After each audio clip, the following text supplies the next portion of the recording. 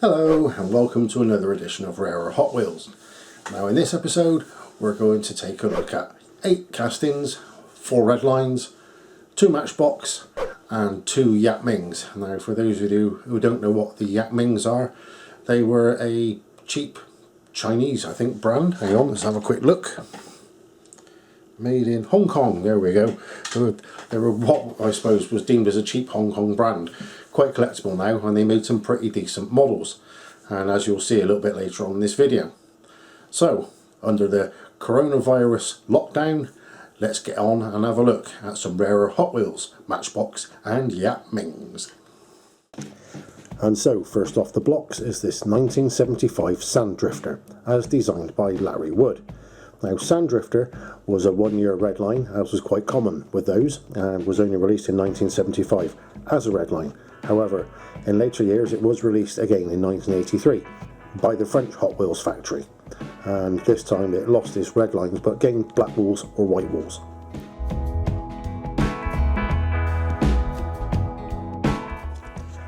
Funny Money is another Larry Wood red line, originally introduced in 1972. Now this one is the same model as the one I had in a previous video, a couple of videos back. But this one is missing one of the Funny Money truck tampos on the doors, or stickers, not tampos. I can't tell you much more about this, as you've already heard it in the last video. But there is one thing that I forgot to say last time, and Funny Money in 1972 did come with an orange plastic front bumper. But in 1974 it was deleted. However, not many survive with the bumper still on, and I'm as yet to find anybody who does a reproduction part. Here are a couple of 1977 Pontiac Trans Am by Yatming, a black one and a white one. Both have opening doors, and they're quite detailed little cars. And funny enough, the black one has got the tan interior, which a version of the car I had years ago actually had, so it's quite realistic. And the white one's got a black interior, which was also an option on the real cars. Now, I don't know an awful lot about these Yatming things, not even when they were built. I'm guessing they were probably 80s or 90s, but as for resources on the internet, there aren't many out there. So I'm showing you these cars, and if you want to find out more, please do look them up, and if you find out anything, please let me know.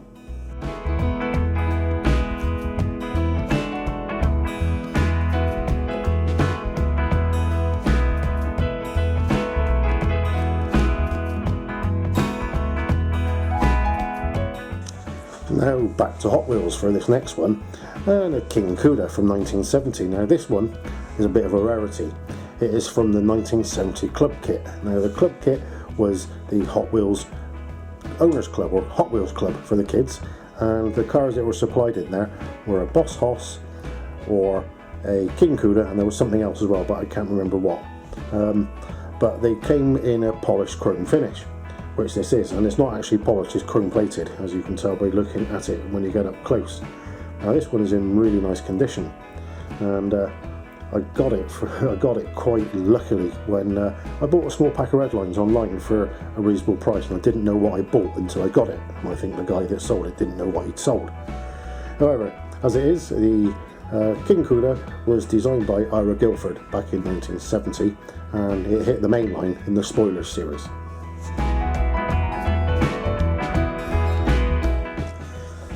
This tiny little Hot Wheels is called Beatnik Bandit, and pays homage to one of the customising greats, Mr. Ed Big Daddy Roth, who came out with a whole manner of really strange show cars, bubble topped and all sorts of things back in the late 60s and early 70s. His work was artwork, and they are particularly cool. Now the Beatnik Bandit is a tiny little car, and came out in the Sweet 16 in 1968, and this one is one of the more common ones in purple, but there were also some made in Japan, some made in America, and this is one of the American ones.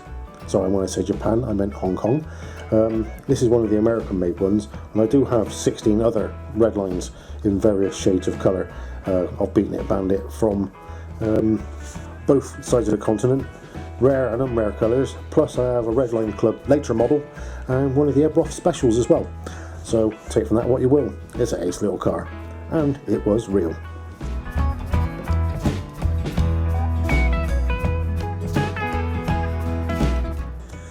Now heading over to Matchbox, we have this MB101, the Pontiac Firebird T-roof or T-top.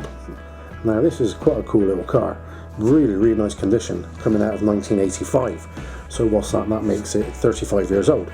And this particular one, in its black with the very strange orange tampos that look sort of like Christmas trees, was a Kellogg's promotional item. I'm guessing it came free in boxes of cereal or something like that. But this one is in lovely condition and portrays the 79 to 81 four headlight style Trans Am which eventually led to the turbo model. Quite a nice little car, and this one runs really well on my table. So there we have the 1985-1979 Pontiac Trans Am T-top. And finally, and unusually for Matchbox, this appears to have been a one-year run from 1981, and it's called the Ford camper, I believe. Yes, it's a Ford camper.